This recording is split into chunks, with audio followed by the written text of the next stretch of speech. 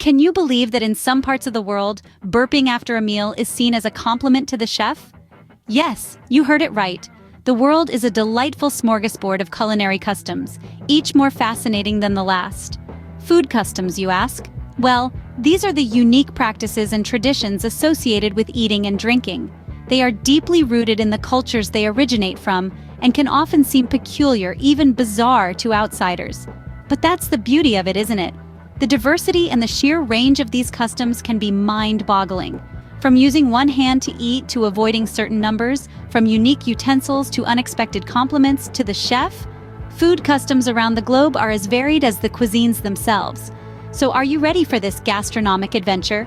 So buckle up as we dive into the world of strange and surprising food customs. Ever been reprimanded for burping at the dining table? Not in China. In China, a hearty burp isn't just tolerated, it's encouraged. It's a cultural norm that dates back centuries and has its roots in the Chinese philosophy of hospitality and respect for the cook. In Western societies, burping at the table might earn you a few disapproving glances, but in China, it's seen as a sign of satisfaction and appreciation for the meal. It's a way of conveying to the host that you've enjoyed the food and are happily full. So the next time you're indulging in a plate of spicy kung pao chicken or slurping down a bowl of hot and sour soup and feel a burp coming on, don't suppress it. Let it out. In China, it's not considered a breach of etiquette, but rather, it's a polite way of paying a compliment to the chef. Next time you're eating Chinese food and feel a burp coming on, remember, it's not rude, it's a compliment. In Japan, you might want to think twice before cutting your sushi roll into 4 pieces. This might sound peculiar to our ears, but in Japan, the number 4 can sometimes be considered unlucky. The reason? It's all in the pronunciation. The word for 4, shi, sounds eerily similar to the word for death. This superstition extends into many facets of Japanese life, including their food culture. It's not just about sushi rolls either. Whether you're serving tempura prawns, vegetable skewers, or slices of sashimi, it's considered more auspicious to cut or arrange them into odd numbers. 5 pieces of sushi? Perfect. 7 pieces of tempura? Excellent. Of course, not everyone in Japan strictly adheres to this custom, but it's a fascinating example of how cultural beliefs can seep into everyday practices, like how we prepare and serve our food. So, whether it's sushi rolls or tempura prawns, remember to cut them into odd numbers when in Japan. In the Middle East, you might offend someone by passing food with your left hand. This seemingly innocuous action can indeed ruffle feathers in this part of the world. Here, a unique dining custom prevails, one that might seem a bit odd to the uninitiated. The right hand rules the roost when it comes to eating and passing food. Why so, you ask? Well, it's steeped in tradition and cultural nuances. The left hand, in many Middle Eastern cultures, is considered unclean.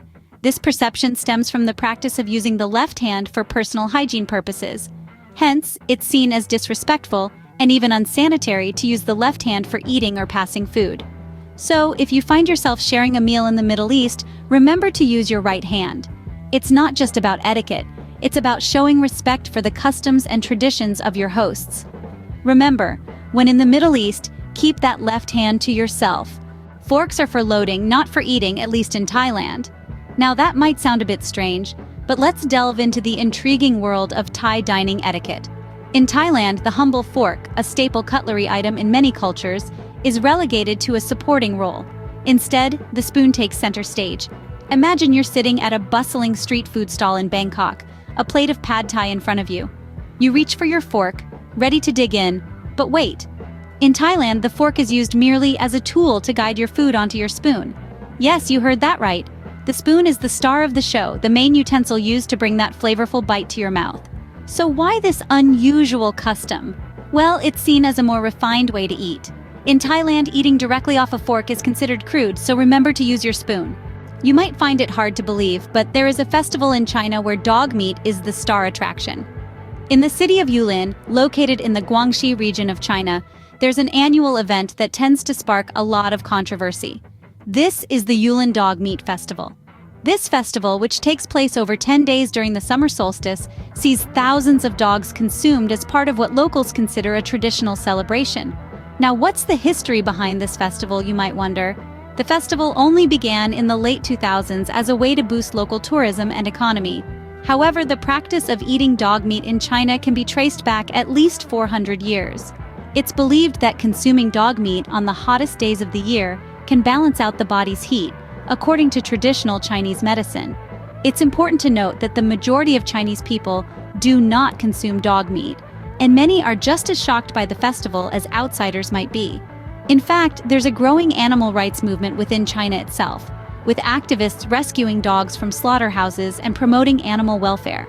Nevertheless, the Yulin Dog Meat Festival continues, fueled by a subset of the population who believe in the tradition. It's an event that sees butchers and vendors flood the streets of Yulin, selling and serving a variety of dog meat dishes. From hot pots to stews, the meat is typically served with lychees and strong grain liquor, following the local custom. This festival has sparked international criticism, with animal rights advocates and celebrities calling for its end. Despite this, the local government has been hesitant to intervene, citing cultural relativism and the economic benefits the festival brings to the region. The Yulin Dog Meat Festival is a complex issue, a collision of tradition, cultural beliefs, and changing societal norms. It's a testament to the fact that food customs can vary greatly around the globe, evoking strong emotions and debates. This festival has been the subject of international criticism, but it continues to be a part of the local tradition in Yulin, China. From polite burps to avoiding the number 4, we've journeyed through some truly fascinating food customs. These unique traditions reflect the diverse cultures and histories that make up our world, each as rich and varied as the dishes they inspire. Let's take a moment to digest what we've learned. Our first stop was China, where a polite burp after a meal is seen as a compliment to the chef. It's a way of saying, "That was delicious," without uttering a single word. This is a stark contrast to many Western cultures where burping is considered impolite. We then crossed over to Japan, where the number 4 is avoided at all costs, even in restaurants. It's considered bad luck due to its pronunciation, which is similar to the word for death. This superstition is so ingrained that some eateries even skip the number 4 when numbering their tables. Our journey continued to the Middle East, where the left hand is considered unclean and is therefore avoided when eating. This custom, which can be traced back to ancient times, is a reminder of how deeply rooted traditions can influence our everyday actions. In Thailand, we discovered that the fork is viewed as a mere tool for pushing food onto the spoon, rather than a utensil for eating. This etiquette demonstrates how the simplest of items can have different meanings across cultures. And finally, we returned to China for the controversial Dog Meat Festival. This tradition, while shocking to many, is a stark example of how cultural practices can differ dramatically around the world. As we've seen, food customs can be strange, surprising, and sometimes shocking, but they all add to the rich tapestry of our global culinary culture. They remind us that food is more than just sustenance. It's a reflection of who we are, where we come from, and the traditions that bind us together. So the next time you sit down for a meal, remember, you're not just eating, you're partaking in a global feast of culture and tradition.